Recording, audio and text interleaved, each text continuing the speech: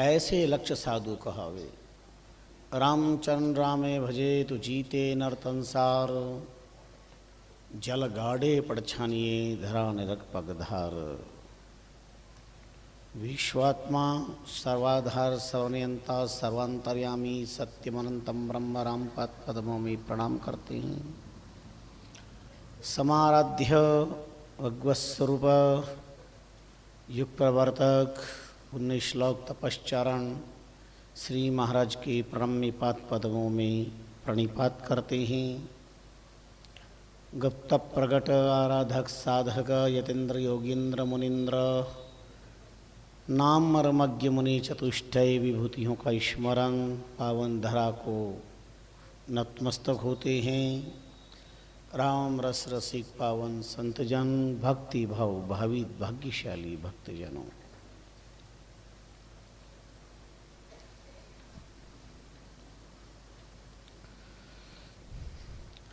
तीन काम इंसान रोज करता है: स्नान, ध्यान, ज्ञान। स्नान का संबंध गंगा से बताया है, ध्यान का संबंध गायत्री से, ज्ञान का संबंध गीता से।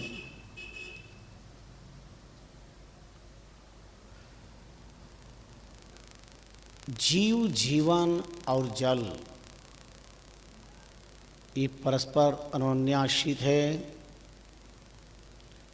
मानव को 14 मिला है, जगत प्राप्त हुआ है, जीवन मिला है मानव का, और मानवता का दर्शन है मानव जीवन पाकर इस जगत में जीव हिंसा न हो। जल से मनुष्य की उत्पत्ति है और अंतिम प्रक्रिया भी जल ही है।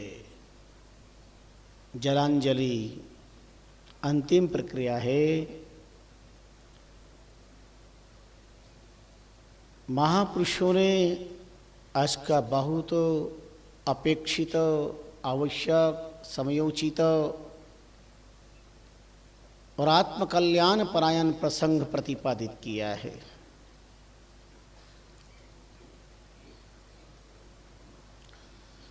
कहावत प्राय जन जन की जीवा पर तो डिस्को करती है, पर जीवन में उसका असर नहीं हो पा रहा। सब जानते हैं, पानी पीजिए छान के, संबंध कीजिए जान के। अब जल पीजिए छान के, सच बताना कितने लोग जल छान करके पी पा रहे हैं? 250 साल पहले स्वामी रामचंद्र जी महाराज ने अद्भुत सिद्धांत प्रतिपादित किया: जल गाड़े पट छानिए धरा निरख पगधार।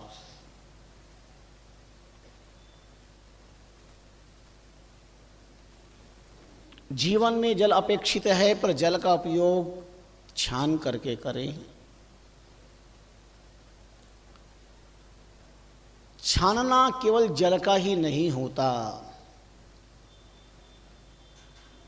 यह भी हम सौभाग्य से जान रहे हैं। जल गाढ़े पड़ छानिए धरा निरख पगधार, चित मेली चितवंत जे बोले शब्द विचार।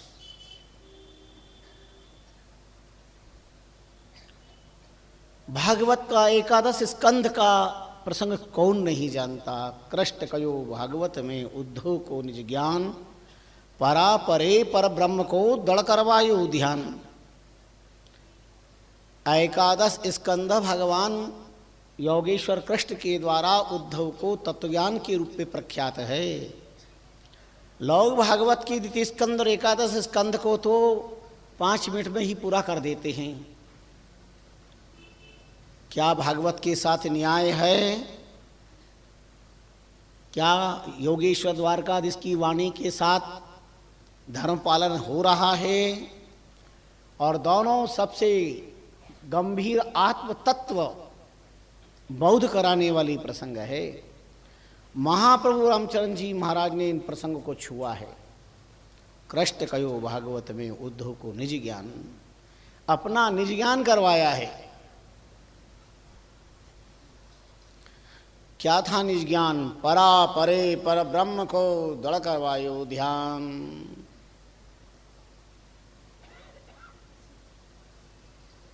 केवल ब्रह्म का नहीं, पर ब्रह्म का भी नहीं, परा परे पर ब्रह्म को दृढ़ करवायो ध्यान। ये कैसी अलौकिक सत्य शक्ति है। उद्धव जन पूछी भली और कृष्ण कहे चितलाय, 4 प्रकार का छानना स्वदेहु बताया। उद्धव प्रश्न करते हैं योगेश्वर कृष्ण से, उद्धव जन पूछी भली और कृष्ण कही जनहित लाय, सर्वजन सुखाय सर्वजन हिताय च। भगवान की वाणी तो सार्वभौमिक सिद्धांत को सार्वभौमिक हित के लिए है। जन कहते हैं महात्मा को, जन कहते हैं ज्ञानी को, जन कहते हैं तत्वज्ञ को, जन कहते हैं पवित्रात्मा को। इसलिए बहुत बार हम दावे से कहते हैं संपूर्ण जैन समाज से कि महावीर स्वामी आपकी पर्सनल प्रॉपर्टी नहीं है। न एको देशो अस्माकम सकल ब्रह्मांड भ्रमामः, और महावीर जैन नहीं थे। कई बार बड़े बड़े दिग्गज धर्माचार्यों के साथ जैन समुदाय में सत्संग प्रवचन के संयोग बनते हैं, और बहुत आत्मीयता से कहा जाता है कि बड़े अच्छे चीज विचारक चिंतक आचार्य चरण महाप्रगति जैसी समर्थ महापुरुष। चित्ताड़धरा पर ऐतिहासिक कार्यक्रम था। मैं कहा महावीर जैन नहीं थे, महावीर जीन थे, और जिनके पीछे जितने चले वो सब जैन कहलाए। जिनके पीछे, जन के पीछे, जन जीन, पवित्रात्मा, पुण्यात्मा, योगात्मा, दिव्यात्मा, जिनके अंतस्थल में जीव मात्र के प्रति करुणा, सैव जीन, सैव जन, जीव मात्र के प्रति।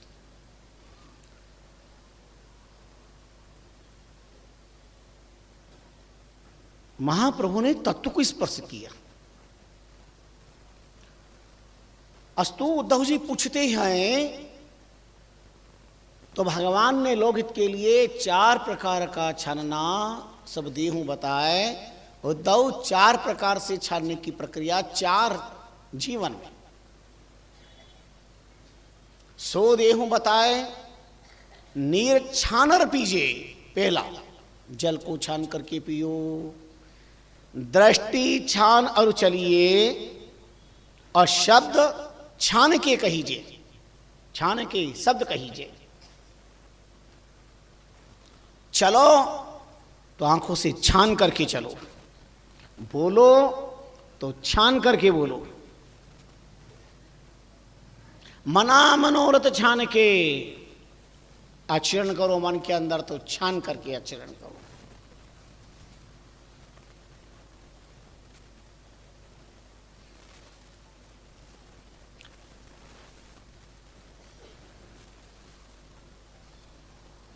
राम नाम लियो लाए, निरंतर सतत भगवत भजन स्मरण।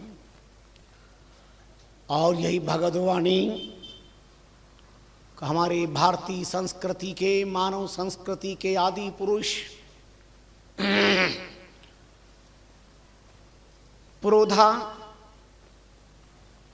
महाराज मनु ने आचार संहिता में, मनुस्मृति में भी यही संकेत किया है। इन 4 बातों का संकेत किया।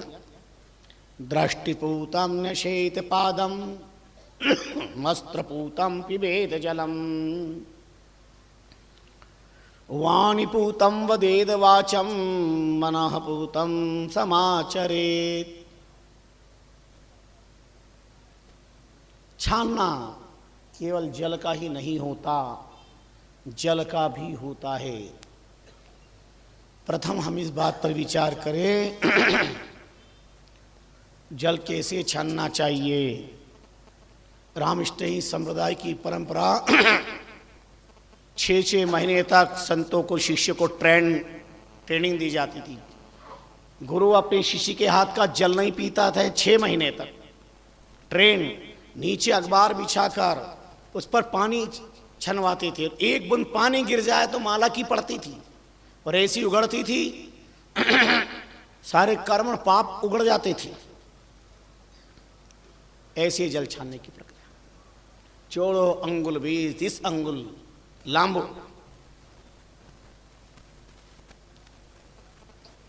काठो कपड़ो बहु और गुड़ी मत राखो, मजबूत कपड़ा कर दो उड़ा माए। उसको डबल करते और फिर उसको पकड़ने का जो तरीका था, ये हाथ दुख जाते थे। कई मटके कई लोग संतों को, भक्तों के लिए छानने पड़ते थे, हाथ कांप जाते थे। और जल छानने के बाद उसमें जीवाणु होते हैं, ऐसे झटक नहीं देते थे। छने हुए जल से दूसरे जल में कपड़े को यूं रख करके और छने हुए जल से जीवाणु को उसके अंदर निकाला जाता था। बहुत बड़ी प्रक्रिया थी, बहुत गंभीर। एक व्यक्ति जल छान ही नहीं सकता है, कभी नहीं छान सकता। उसके छानने की प्रक्रियाएं हैं, ट्रेन किया जाता। आजकल तो लोग कहते महाराज पानी छाने जाने राम छाने, छन के ही आता हमारे यहाँ तो। वो नलों में छिपकलियां, सांप के बच्चे, डिंडो, पता नहीं क्या क्या पूरे के पूरे नल में आ जाते हैं। जल गाड़े पट छानिए,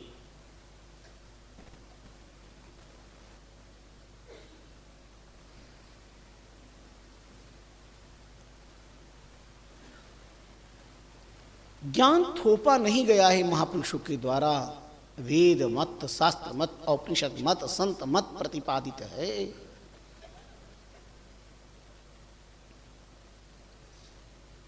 जल छानने के बाद जल छानने को पानी में शुद्ध जल से पहले जीवाणु को उतारना चाहिए।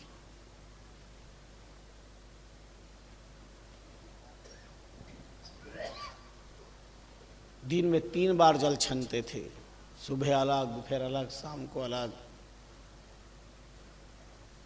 जल छानने के बाद पात्र को कपड़े से जल उसको बांध दिया जाता था, बंधने के द्वारा।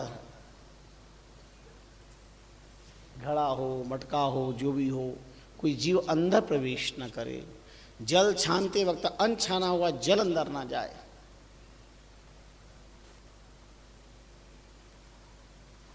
बाजिंद महात्मा ने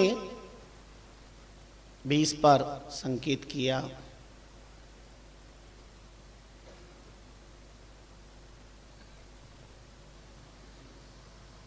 जल में झीना जीव बहुत होए रे,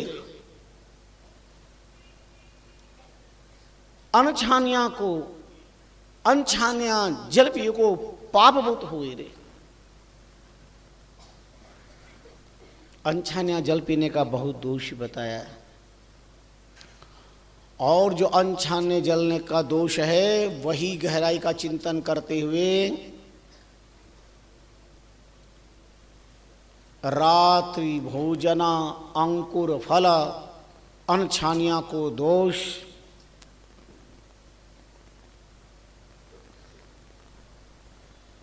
कह जगजीवन वे प्राणियां कदे न पावे मोक्ष। महात्मा जगजीवन जी कहते हैं वो प्राणी कभी मोक्ष को प्राप्त नहीं कर सकते। रात्रि आहार अंकुरित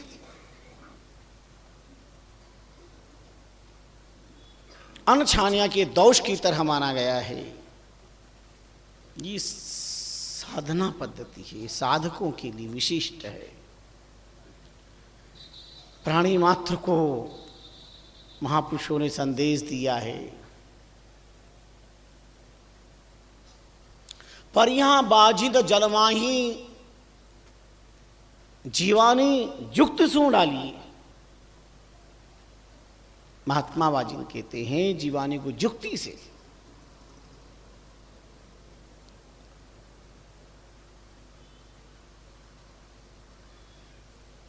हमने पूर्व में ही बताया कि जल के साथ इंसान के कई संबंध पर 3 संबंध दृढ़ हैं।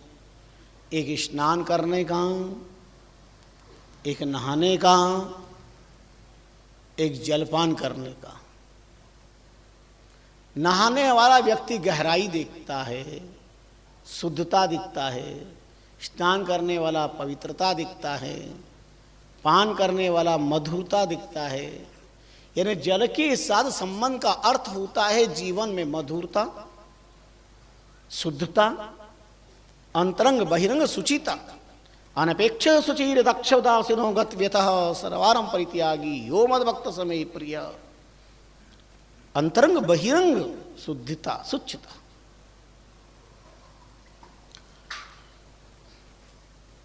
और इसलिए महाप्रभु रामचरण जी महाराज ने कपड़ों पहरे 60 गज जल को छाने नाए पीवे जीव असंख्य घूंट घूंट के माए। घूंट घूंट के माए पशु जू पायसर झूले कर जीवा को जो रहत कर मन में फूले। रामचरण वे प्राणिया महका पद को जाए कपड़ों पेरे 60 गज जल को छाने नाए। भेसा कब बनना पड़ता है, पाड़े की योनि कब मिलती है। रामचरण वे प्राणिया महका पद को जाए। डंकी की चौट महाप्रभु रामचंद्र जी महाराज ने फरमाया। अपने लिए तो अनमोल कपड़े बहुमूल्यवान वस्त्र धारण कर लेगा, पर जल छानने के लिए छोटा सा रुमाल भी उसे प्राप्त नहीं होगा।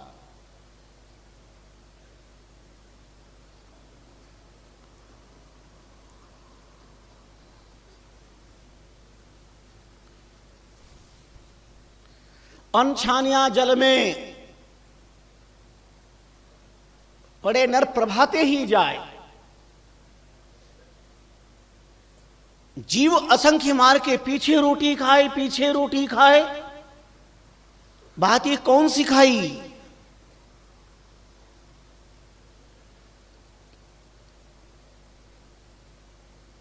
यहां तो प्राचीन काल में महापुरुष महात्मा जल छान करके स्नान करते। अरे कई रामधारा का निर्माण हुआ जल छान करके, निर्माण में भी इतना पुरुषार्थ।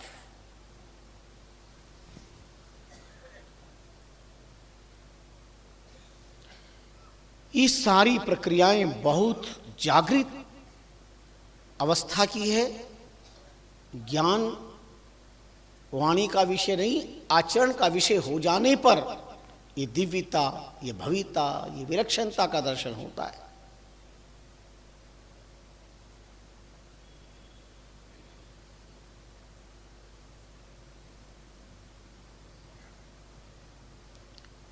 महाप्रभु रामचरण जी महाराज ने एक ही तो दिव्य तत्व ज्ञान दिया था उपनिषद को। रामचरण महाराज दिया उपने को ज्ञान, मुट्ठी चना जो बाटी और पानी पीजिए छान।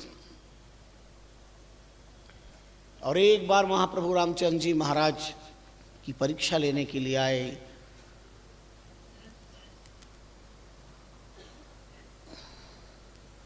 ब्रह्मदेशु आइया धर रामचरण जी नाम।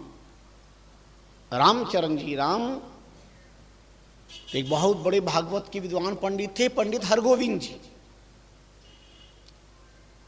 स्वामी रामचरण महाराज राम जी भय विख्यात, हरगोविंद पंडित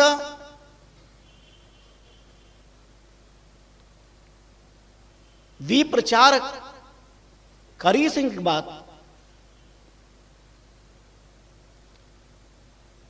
करी सिंह बात आपस में ये विचारी।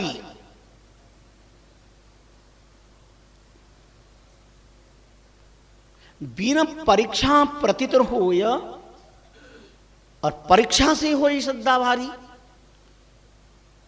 जो बिन मांगे हमें छाना देवे चार, तो राम रूप मानेंगे। उन्होंने पंडित हरगोविंद जी बहुत बड़े विद्वान पंडित हुए भागवत के। उनको जब इस बात का पता चला तो उन्होंने 4 ब्राह्मणों को इकट्ठा किया। उनका राम, इन्हें राम कहते हैं, राम जी कहते हैं, बड़े प्रख्यात है, चलो दर्शन करने चलते हैं। पर हमारे मन की जान करके और हम चारों ब्राह्मणों को अगर जल छान ना दे दे तो हम मान जाएंगे कि ये राम रूप है। आए दर्शन करने के लिए संत लोग बैठे थे, महाप्रभु रामचंद्र जी महाराज विराजे, संत लोग पास में राम राम कर रहे, और हरगोविंद जी ने आकर के प्रणाम किया, पंडितों ने प्रणाम किया, बैठे राम राम किया, कोई बात नहीं हुई, अभी बस बैठ गए राम राम कर रहे। इतने में एक सेवक कपड़े का थान लेकर के आया लट्ठे का, और महाप्रभु के चरणों में रख के प्रणाम करके प्रस्थान कर लिया। आपने तुरंत पूरे थान को भरवा करके जल छानने बनाए और सब संतों को दे दिए। शेष 4 जल छानने बचे, कपड़े छानने जल छानने के। वो चारों हरगोविंद पंडित जी से कहा लो जल छान के पिया करो, और तीनों ब्राह्मणों चारों को एक जल छानना दे दिया। पंडित हरगोविंद जी का हृदय हो गया, राम रूप है सही रामचरण महाराज। वो भागवत पंडित का अंतकरण बोल उठा, राम रूप है सही रामचरण महाराज। ये साक्षात महाप्रभु रामचरण जी महाराज राम के रूप हैं। अंतर की पहचान गए, अंतर्यामी है, अंतर की सभी लखे अंतर्यामी राम, रामचरण साचा तना, राम सुधारी काम, रामचरण साचा तना। ये अंतर्यामी परमात्मा है। ऐसा विलक्षण अनूठा अद्भुत तत्व ज्ञान, इतने परिचय हैं स्वामी रामचंद्र जी महाराज के, इतने चमत्कार हैं, पूरे चातुर्मास सुनते रहो। ये महापुरुष है, लोकोपकार के लिए, लोकोद्धार के लिए आपका धरती पर प्राकट्य हुआ है।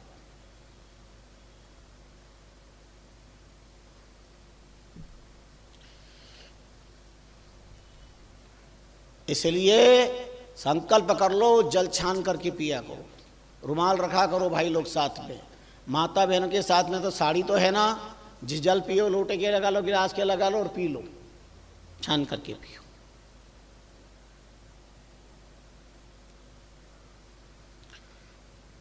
तो पानी छान करके पीना, चलना तो छान करके। यूं तो आप बड़ा गुनगुना लेते हो सब जने, ए भाई जरा देख के चलो, आगे भी नहीं, पीछे भी नहीं, दाएं भी नहीं, बाएं भी नहीं। तो फिर क्या देख रहे हो? हमारे यहाँ तो आगे भी है, पीछे भी है, दाएं भी है, बाएं भी है, ऊपर भी है, नीचे भी है। राम तुम्हारो आसरो, राम तुम्हारो ध्यान, राम तुम्हारो भजन मुख। राम तुम सिर पर राजो, आगे पीछे राम दसो दिस राम ही गाजो। राम चनिक राम बिन मन माने नहीं आन, राम तुम्हारो आसरो, राम तुम्हारो ध्यान। सर्वत्र राम विराजमाने हमारी यहाँ।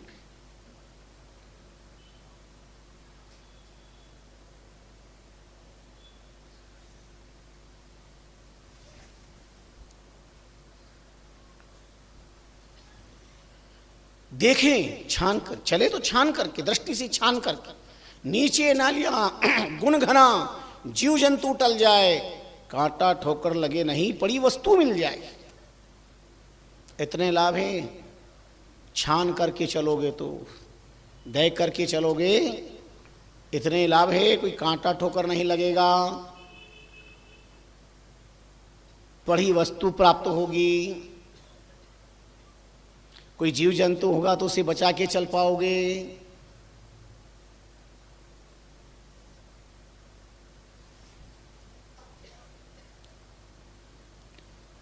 कई संकट से मुक्ति मिलती है।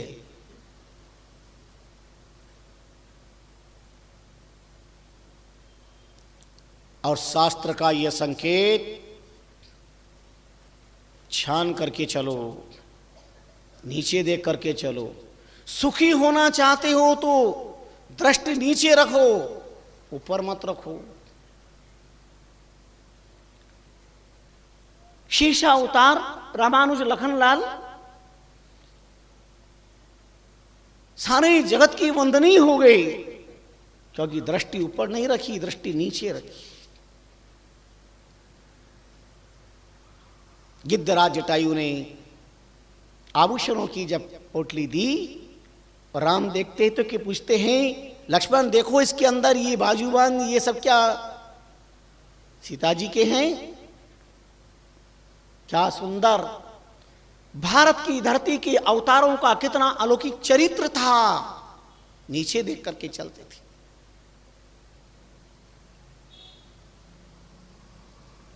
ना हम जाना मी कुंडले, मैं कुंडल को नहीं जानता हूं, गलहार को नहीं जानता हूं, मैं तो केवल वंदनिया पूज्या ममता वात्सल्यमयी माता जानकी के चरण कमलों के पाइजब के नुपुर को जानता हूं, क्योंकि मेरी दृष्टि नीचे रहती थी, मैंने केवल चरण कमल का दर्शन किया है। यह है भारत की माटी का अवतार, चारों चरित्र नीचे देखकर की चली।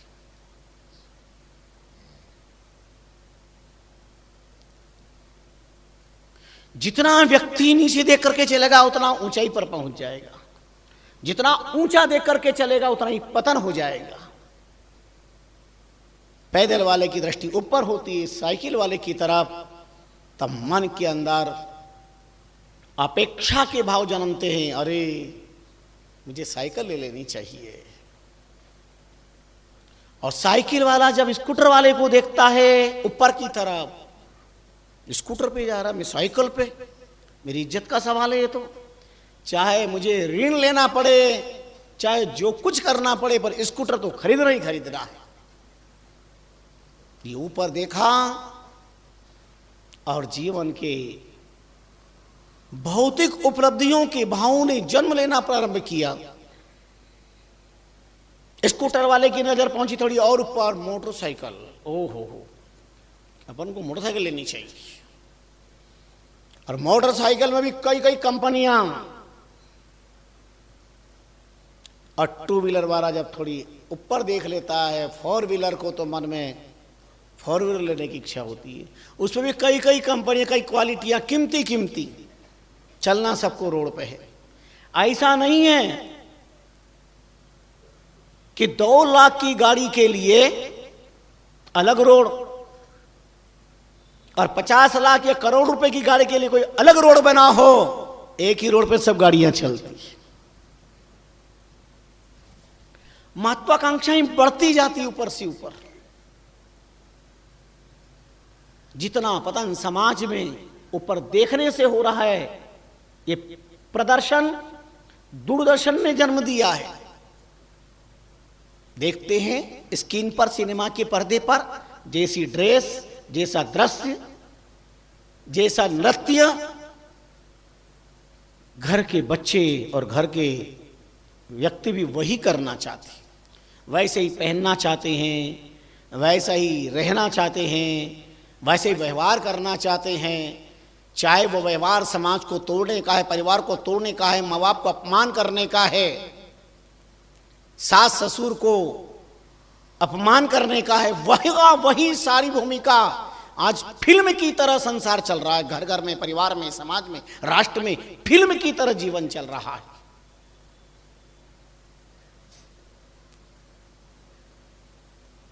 माहेश्वरी समाज का एक बालक था, 8 साल का, विकास नाम था उसका मर्डर हुआ। चित्तौड़ में गंभीर नदी के तट पर जंगल में उसे फेंका गया। महाराणा सांगा के शरीर पर 80 घाव थे, पर उसके बालक के शरीर पर अनगिनत घाव किए गए और इसने मर्डर किया। उसके बाद उसको तड़पते हुए देखा और झाड़ी में फेंक करके खून सने हाथ से होटल में जाके उसने भोजन किया और वहां वो पकड़ाया। कोई और नहीं था, उस बालक को मारने वाला, मर्डर करने वाला वहां के सेठ का मुनिम था, जो वर्षों से वहां पर रहता था, वर्षों से। उसे पूछा गया, भाई तुमने ऐसा वज्रपात कैसे कर लिया? जिस थाली में तुमने खाया है, नमक के तुम ऋणी हो, और उसी में छेद किया। इतना हिंसा का काम, एक मासूम बच्चे का मर्डर करते, तुम्हें कुछ मन में दया नहीं है? इतनी बड़ी हिंसा का दावानल सुलगा दिया। अब जवाब सुनेंगे तो दंग रह जाएंगे, रोंगटे खड़े हो जाएंगे। उन्होंने कहा, पूछा कि कैसे किया, ये कहाँ से मिली प्रेरणा? उन्होंने कहा, मैं मासूम फिल्म पिक्चर देख करके आया था, तो बच्चा जब तड़पता है तो बहुत अच्छा लगता है, इसलिए मुझे वो तड़पन देखने के लिए मैंने ये काम किया। एक फिल्म ने, मासूम फिल्म ने मासूम बच्चों का मर्डर कैसे किया जाए, उससे आप सीख गए। हमने माला फेरने वालों से माला फेरना नहीं सीखा, मंदिर जाने वालों से मंदिर जाना नहीं सीखा, घंटे घड़ियाल बजाने वालों पे हमारे सो तर्क पैदा हो गए। हमने मंदिर में पत्थर की मूर्ति मां कहने के लिए कभी विवश नहीं किया, कभी विचार नहीं किया। सत्संग में जाने के लिए सैकड़ों प्रश्न हो गए, लेकिन इस प्रकार के अनाचार, अत्याचार, पापाचार और हत्याएं करने के लिए कभी हमारे मन में और विचार नहीं आया। कुछ तो विचार करे संसार में। एक व्यक्ति का जघन्य पाप कितने लोगों को शक के घेरे में डालता है। एक मछली सारे तालाब को गंदा करती है। क्या दुनिया के सारे मुनिमों पर ऐसा विचार किया जा सकता है? उसने विचार किया कि लोग कैसे विश्वास करेंगे, मेरे वर्षों से यहां रह रहा हूं, उस घर के बालक को मौत की घाट उतार दिया। और इतना विचित्रता के साथ। सोचो उस परिवार पर क्या बीती होगी और उस मासूम बच्चे की जिंदगी की कैसी तड़पी होगी। कहां गई मानवता? भारत की धरती की माटी की आत्मा इतनी वज्र की बन जाए, कठोर दिल। कभी कभी ये प्रसंग और दृश्यों को जब देखते हैं बड़ा आश्चर्य होता है और लगता है कि मानव आज जानवर की सरल परिभाषा बना। मानव आज जानवर की सरल परिभाषा बना, भस्म करने विश्व को आज दुर्वासा बना। क्या जरूरत है राक्षसों की? क्या जरूरत है राक्षसों की? अरे मानव ही मानव के रक्त का प्यासा बना, मानव ही मानव के रक्त का प्यासा बना। आज इंसान इंसान का खून पी रहा है, मनुष्य मनुष्य का खून पी रहा है।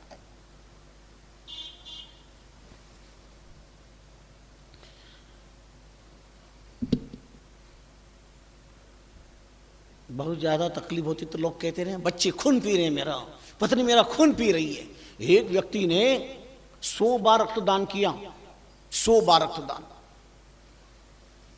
उसकी पत्नी से कहा कि आपकी पति ने 100 बार रक्तदान किया, तो क्यों नहीं करेंगे? क्योंकि मैं उनका खून नहीं पीती हूं तो जाएगा कहां, इसलिए तो रक्तदान किया है।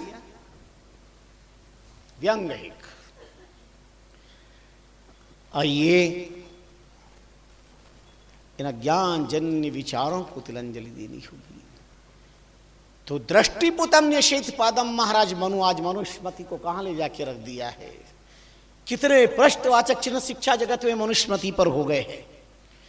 महाराज मनु से मानव कहलाए हैं और मनुस्मृति मानव संस्कारों की आचार संहिता है।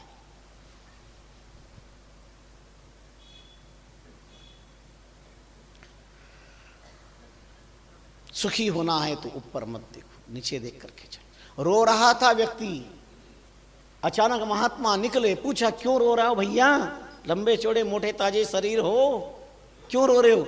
बोली महाराज वो देखो वो व्यक्ति 400 रुपए की बाटा कंपनी के बढ़िया सूज पहन करके जा रहा है, इसलिए मैं रो रहा हूं। तो महात्मा ने कहा रोने की क्या बात है, तू भी पहन ले। बोले महाराज वे रोकड़ा तो परने डोकरा, पहनूं कहां से, हो तो पहनूं। महात्मा ने कहा अच्छा आओ मेरे साथ। और महात्मा उसे ले गए फुटपाथ पर। एक व्यक्ति जिसके पैर कटे हुए थे और मस्त मौलाना मुस्कुरा रहा है और फुटपाथ पे पड़ा हुआ मस्ती से जी रहा है। महात्मा ने कहा इधर देख उधर मत देख, जो 500 रुपए के 400 रुपए के हजारों रुपए के जूते पहनते उनकी तरफ मत देखो, अरे जिनके पैर ही नहीं उनकी तरफ देखो, कि उनके तो पैर भी नहीं है फिर भी वो अपने हाल में मस्त हैं। तुम्हारे पास चलने के लिए पैर तो है, पहनने के लिए नहीं है तो क्या हो गया, पैर तो है। थैंक्स गॉड, उस परमात्मा को धन्यवाद दो कि तूने कम से कम चलने के लिए पैर दिए हैं। प्रभुता को देख करके प्रभुता पाने के लिए मचलो मत।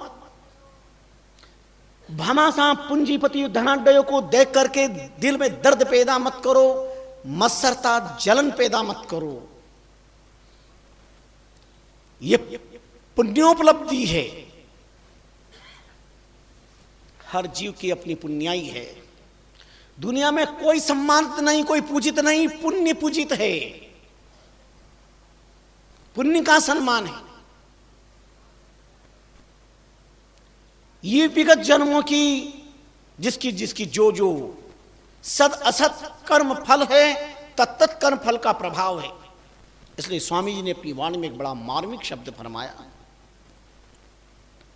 धर्म उदेशाता सरस पाप अशाता पूरा, ताति यह विचार के पापन करिए मोरा। पापन करिए मोर दुखी जीव देखर डरिए, और नर्तन को यह लाभ राम को सुमरण करिए। जे सुकृत ही ना कर सके तो दुष्कृ से भी दूरा। धर्म उदेशाता सरस पाप अशाता पूरा। अगर आपके जीवन में सुख है, सम्मान है, माता पिता का आशीर्वाद है, गुरुदेव की कृपा है, सर ढकने को छत है, पेट की ज्वाला को शांत करने के लिए मुट्ठी दाना आपको मिल रहा है, तो निश्चित पिछले जन्म के धर्म के सत्कर्म के फल का ये रूप है।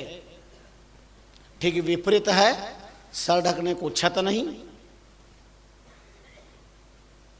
पेट के लिए अन्न का दाना नहीं, शरीर ढकने के लिए वस्त्र नहीं, सर्वत्र अपमान, परिवार में रोज कलह, रोज पीड़ा तकलीफ, ये जीव के असत कर्म का फल स्वयं उसे भुगतना पड़ रहा है।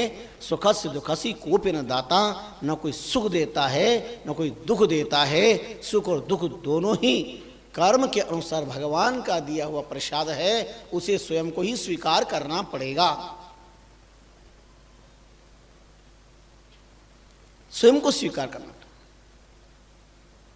जलना मुर्दे को पड़ता है, कितना प्यार हो, साथ फेरे का संबंध हो, पर चलना मुर्दे को। ऐसा नहीं कि मेरा संबंध है तो उनको रहने दो, मेरे को जला दो, बहुत प्यार है, बहुत स्नेह है, अब वो बेचारे मर गए तो मर गए, उनको मर गए, अब उनको कि मेरे को जला दो उनकी जगह, बहुत दुर्लभ है, बहुत मुश्किल है। स्वतंत्र कर्ता कार्य का करने वाला स्वतंत्र पर परतंत्र भोगता।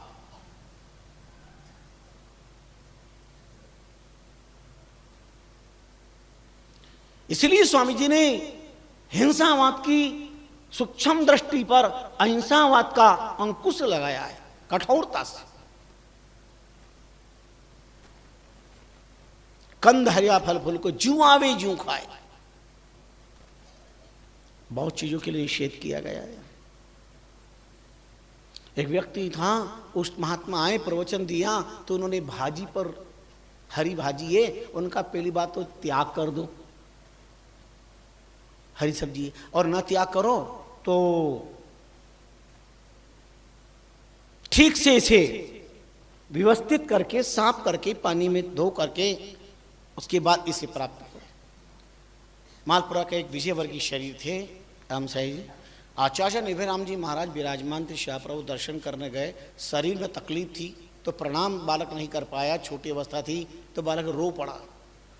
उसकी करुणा पर निर्भयराम जी महाराज की करुणा जब हो गई, पूछा क्यों, क्या हो गया, क्यों रो रहा है बालक? बोले ऐसे ऐसे पैर में तकलीफ है। बोले अच्छा, राम राम राम राम, वह ठीक है, खूब भजन करना और आज से हरी सब्जी छोड़ देना। और उन्होंने हरी सब्जी का त्याग किया। कुछ ही दिनों के अंदर वह स्वस्थ होकर के दौड़ने लगा, प्रणाम करने लगा, और वर्षों तक शरीर रहा मालपुरा में। पाठ करते थे वाणी जी का खूब, पाठो दी। आचार्य महापुरुषों की, संतों की जब कृपा जिस पर हो जाए तो अलग। तो संतों ने नियम दे दिया, तो देख लिया भाजी को जो है बिल्कुल साफ करके लेंगे। अब जब घर में भाजी आती तो खुद साफ करते, तो घर के लोग बड़े परेशान होने लगे। एक दिन ज्यादा लोग थे, प्रचुर भाजी आ गए तो खुद साफ कर रहे थे, तो लोगों ने छीन करके हांडी में से कैसे डाल दिया। उन्होंने कहा आज धर्म निभ्यो नहीं तो घर में रहूं मैं नहीं, मेरा धर्म नहीं निभा, मैंने नियम लिया है, तुम पालन नहीं करने दे रहे हो, जा रहा हूं, चल दी घर छोड़ के। गांव के बाहर एक मंदिर था, मंदिर में रात्रि विश्राम किया। रात्रि विश्राम किया, इतने में क्या हुआ, बहुत सारे चोर, एक दल आया और वहां आकर के मंदिर में भगवान से प्रार्थना करी कि हम चोरी करने जा रहे हैं, अच्छा माल मिल गया तो कल आकर के नारियल बधारेंगे और आपकी सेवा करेंगे। और चल दी। रात को आकर के हम सेवा करेंगे, हम सफल हो गए। तो वो वहां पर सो रहा था, उन्हें पता नहीं, अंधेरे में वो तो अपनी मान्यता बोलवा बोल के चल दिए। और जहां भी गए बहुत माल मिला, बहुत माल मिला तो वो ले करके आए। अब अंधेरा था, ले करके आए, उधर वो सो रहा था और उधर उन्हें नारियल बदारने के लिए पत्थर चाहिए था।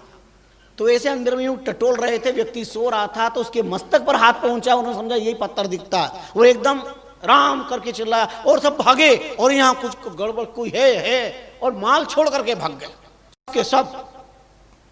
वो सारा माल उसके हाथ लगा और सारा माल लेके वो घर आया और उन्होंने कहा कि तुम भाजी के लिए लड़ते रहो, मेरे नियम से तो अनमोल चीज मुझे मिल गई है, अब मुझे जरूरत नहीं है। एक नियम मैंने पालन किया, उसका इतना बड़ा फल मुझे प्राप्त हुआ। अब लोगों ने कहा हो आज के बाद तुम अकेले भाजी नहीं सुधारोगे, हम भी आपके साथ भाजी सुधारेंगे। सब मिल अब सेवा करते हैं और सब मिल करी है सत्संगा। कुछ दिन में हो गए राम रंग रंगा, वो सब राम रंग में रंजित हो गए, पूरा परिवार राममय हो गया। संतों के दिशा निर्देश पर, संतों की कृपा पर कब जीवन कैसा हो जाए पता नहीं। इसलिए महापुरुषों ने गढ़ा है, भीड़ नहीं भक्ति चाहिए, उन्हें गढ़ा है, संस्कार दिए हैं। 4 शिष्य बनाते पर इतने मजबूत बनाते, अंतिम क्षण तक वो अपने धर्म का पालन करते। भीड़ अलग चीज है।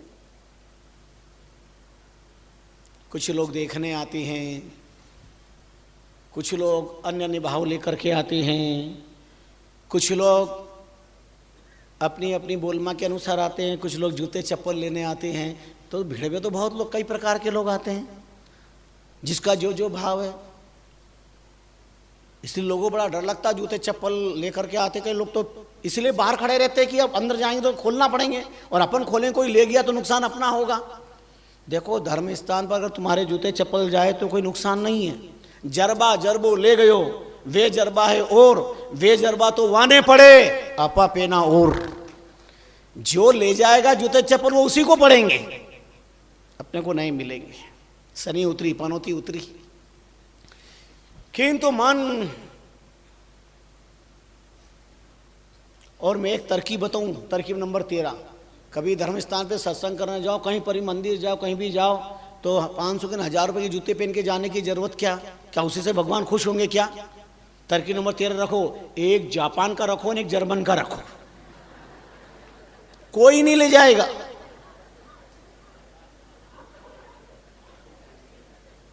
नहीं, जैसे तुम्हारे चौके की अलग होती है ना, साहब चौके के हैं साहब, ये चौके की जूते चप्पल अलग आजकल। अब चौके के है चप्पलें तो क्या सोने चांदी की है क्या? है तो वही चर्म।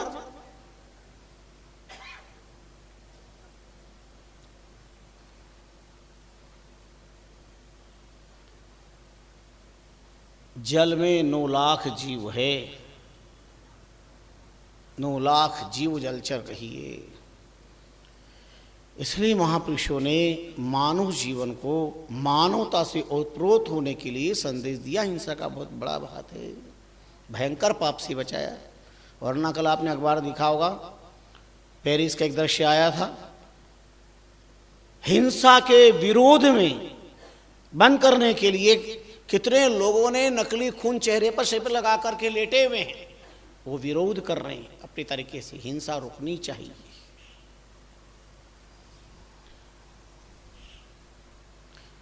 कई एक ऐसे उदाहरण है, रात के अंधेरे में कई बार गुड़ की जगह कुछ और प्राप्त हो जाता है। कई बार जानवर, इसलिए रात का आहार है, अंधेरा अलग, अब बना दिया कुछ, उसके अंदर चला गया तो नुकसान होगा। कई उदाहरण ऐसे हैं।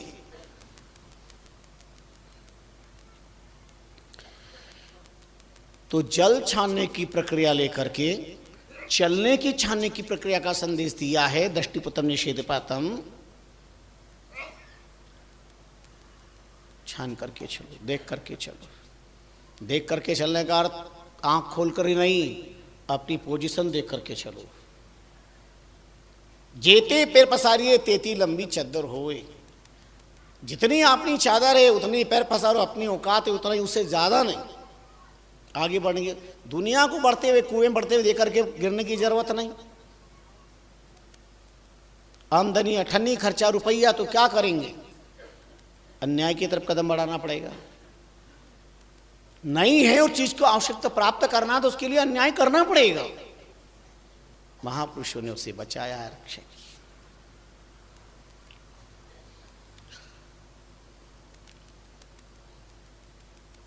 तो जल काढ़े पड़ छानिए, धरा निरख पगधार, चित मेली चितवंत जो, मन के अंदर मलिनता का त्याग करो। बोले शब्द विचार, और जो बोला जाए बहुत सोच समझ करके बोला जाए, कुछ भी प्रभाव गलत हो सकता है। रतलाम के राजा थे सम्राट मालवा के, नाम था बलवंत सिंह जी। एक बड़े अच्छे महापुरुष थे।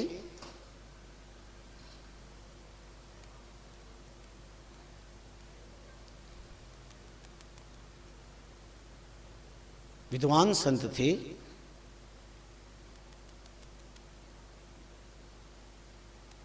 जिन्होंने कई ग्रंथ भी लिखे, और पांडव यशेंद्र चंद्रिका, पूज्यपाद निर्विराम जी महाराज बहुत प्रवचन करते थे उस पर। भारत सार, पांडव सिंधु चंद्रिका, उसकी रचना भी उन्हीं महापुरुषों ने की। उनकी विद्वता से, संतत्व से काफी प्रभावित थी। पर एक दिन महात्मा को राजमहल में बुलाया और बुला करके कुछ कटु वचन कह दिए। महात्मा चल दिए वहां से और सीतामऊ पहुंच गए।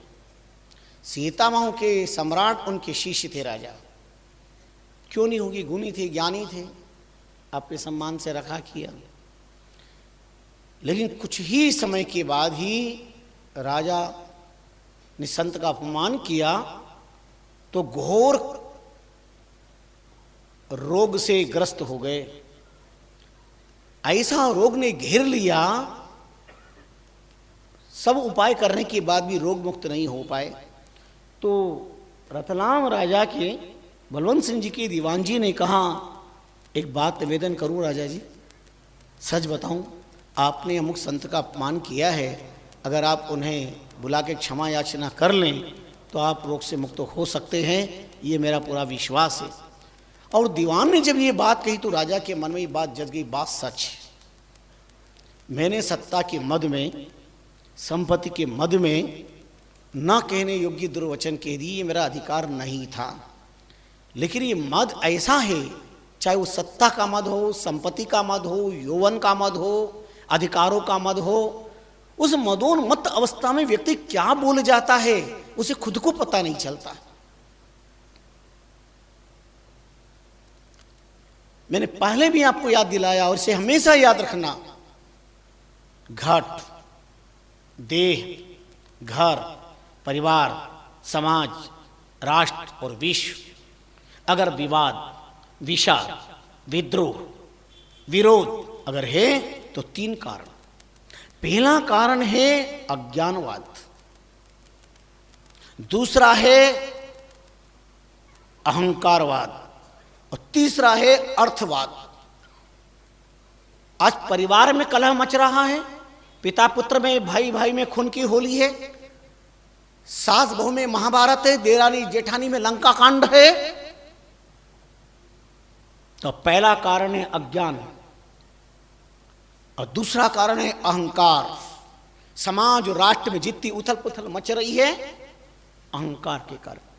मैं ये कर सकता हूं, मैं वो कर सकता हूं, मैं ये करके बता दूंगा, मैं वो करके बता दूंगा, जानते हो मेरी वहां तक पहुंचे, केवल वहां तक पहुंचे, दिल्ली तक, पीएम तक तो कुछ भी पहुंचे नहीं है। अरे दिल्ली बनाने वाले और दिल में रहने वाले तक अगर पहुंच हो गई तो सारा जीवन धन्य हो जाएगा। ये लोग भी सुधर जाएगा, पर लोग भी सुधर जाएगा। सत्ता नहीं, सत्य तक पहुंचना चाहिए, वहां तक नहीं, वहां तक पहुंच होनी चाहिए। अपनी अपनी अकल सो सभी करत व्यवहार, राम चढ़वा केसी अकल जो सही करे करतार। पर ये अहम बोलता है। खैर रतलाम सम्राट ने विचार किया, बस तो मेरा ज्ञान था, मैंने मद में कह दिया। उन्हें एक अर्ज पत्र लिखा और अर्ज पत्र लिख करके पहुंचा दिया। महात्मा ने पढ़ा, अर्ज पत्र में लिखा था,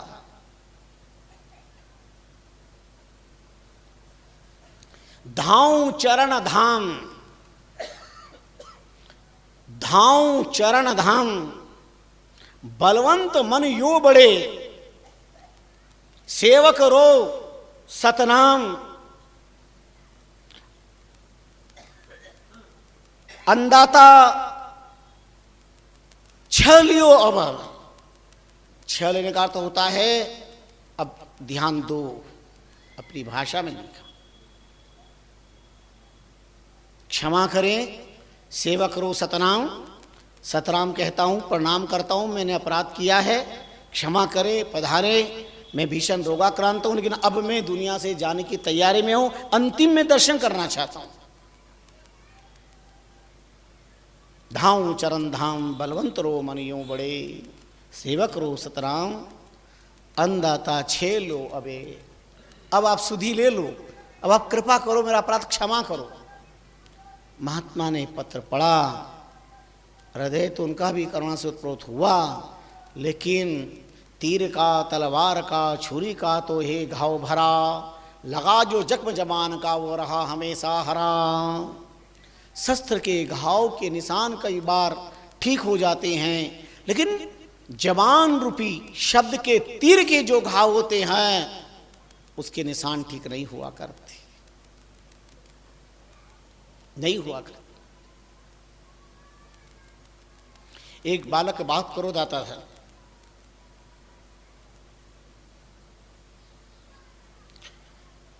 पिता ने कहा बेटे काम कर, ये ले कीले, ये हथौड़ी, एक काम करना, वो सामने झाड़ है, जब जब तेरे को क्रोध आए तो एक एक कील ठोक देना। जब भी क्रोध आए एक कील ठोक देना। उस बालक पहले दिन उसने 20 कीले एक साथ ठोक दी क्रोध में, फिर 18 कील ठोकी, फिर 15, फिर 10, फिर 5, फिर 4, 3, 2, 1, फिर कहा कि अब मैं नहीं ठोक सकता, मैं समझ गया कि क्रोध नहीं करना चाहिए। उनका कोई बात नहीं, ठोक दी। आओ मेरे साथ, देखा पूरे वृक्ष पर कीले लग रही थी, उनका ये ठोकी है, इसको निकाल ले। सब कीले निकलवा दी। बोले अच्छा बता झाड़ कैसा लग रहा है। बालक के आंसू आ गए। बोले पिताजी आपने गजब का उदाहरण दे दिया,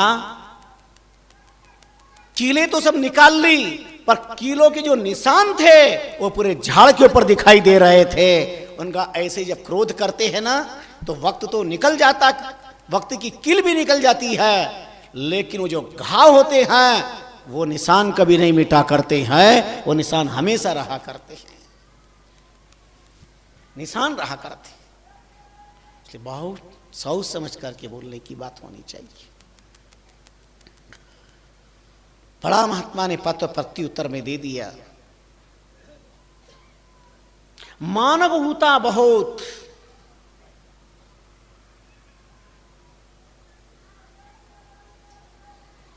महात्मा लिखते हैं उत्तर में पत्र में, मानव होता बहुत,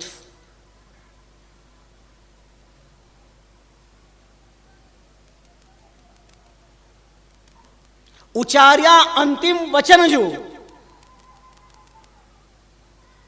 बलवंत थारा बोल, खारा खटक सी जीवन भर। हे राजन, तुम ये सब लिख रहे हो, मुझे बुला रहे हो, लेकिन उस दिन बुला करके जो मुझे कहा था, बलवंत थारा बोल, खारा खटक सी, अंतिम समय तक मेरे को भी ये खटकते रहेंगे, मैं नहीं आ सकता।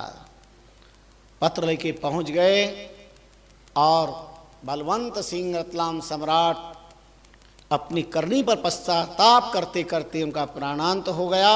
बहुत पश्चाताप किया कि मैंने बहुत बड़ा अपराध कर लिया, लेकिन गुरु दर्शन नहीं कर पाए, नहीं हो पाए। इसलिए वचन वचन में आंतरो, वचन वचन में फेर।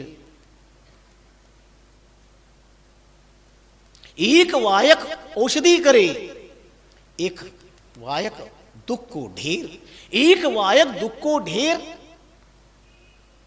जहर पीवक मुंह माई। जहर जहर बड़े और पीवक विख उतरेता ही। अमृतवाणी बोलिए, लीजिए न दुख को ढेर। वचन वचन में आतरो, वचन वचन में फेर। सत्पुरुषों ने बताया, पानी छान के पियो, शब्द छान करके बोलो। हम जो बोल रहे हैं उसका क्या परिणाम होगा? छान करके चलो। और मनः पुतम समाचरित, जो जीवन में आचरण करो छान करके करो। इसलिए इस बात का ख्याल रखिएगा कि छानने की प्रक्रिया केवल जल की नहीं है, वो तो नितांत अनिवार्य है। रोग आदि से मुक्ति मिलेगी, बीमारियों से मुक्ति मिलेगी। चाय छन्नी से मत छाना करो पानी। नहीं तो वो आटा छानने की छन्नी से ही छान लो, क्या फर्क पड़ रहा है फिर। जल गाड़े पड़ छानिए, धरा निरख पगधार।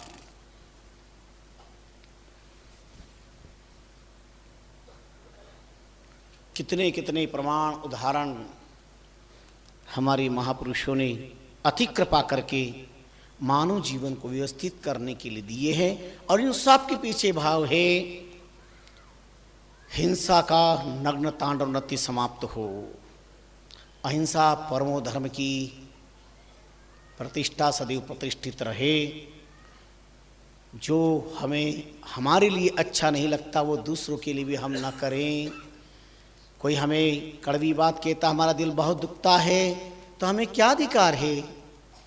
तुम अमृत का सम्मान नहीं दे सकते हो, तो अपमान का हलाहल कालकुट देने का क्या औचित्य है, क्या अधिकार है? और कल मैंने इसलिए स्मरण दिलाया था आपको, महाराज दशरथ की मृत्यु का कारण क्या था? अगर राजीव हत्याकांड की तरह एक आयोग बिठाया गया होता तो महाराज दशरथ की मृत्यु का कारण सामने आता। पिता जिंदे, मां जिंदी है और पिता को मरना पड़ा।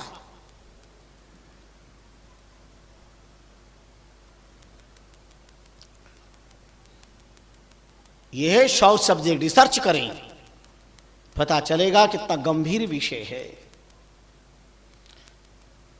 समय तो निकल जाएगा, मुझे दुनिया से जाना ही शेष करे। दुनिया कहेगी ये दशरथ जो नारी के वचनों के जौरू के गुलाम होकर के अपने बेटों को जंगलों में, क्या क्या लोग कहीं खाए बिना संसार रह सकता है, पर कहे बिना नहीं रह सकता। खाए बिना रह सकता है, स्वभाव ही संसार का। तो आइए, समय का अपना संकेत होता है।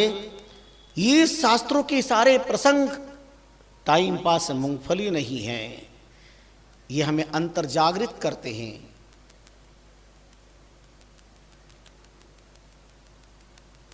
गौ माताओं को हिंसा के शिकार होने से बचाया जाए, सड़क से संसद तक हमारी पुकार है। और प्रत्येक मानव इस धर्म को अंगीकार करे। मानव हिंसा रोकी जाए। कितनी बाल हत्याएं हो रही है। दिल्ली का नरेला कांड कितने बच्चों को मौत के घाट उतारता था, वह खूंखार नरपिचास। ये हिंसा हमारी भारत की धरती के लिए राष्ट्र के ललाट पर कौड़ का निशान है। इसे नष्ट करना चाहिए। अपने अंतर्मन में दया का आधिपत्य होगा तो हिंसा से बच पाएंगे और बचा पाएंगे। तो महाप्रभु ने जो आज का चिंतन दिया है संसार के माध्यम से, वह जल गाड़े पट छानिए, धरा निरख पगधार।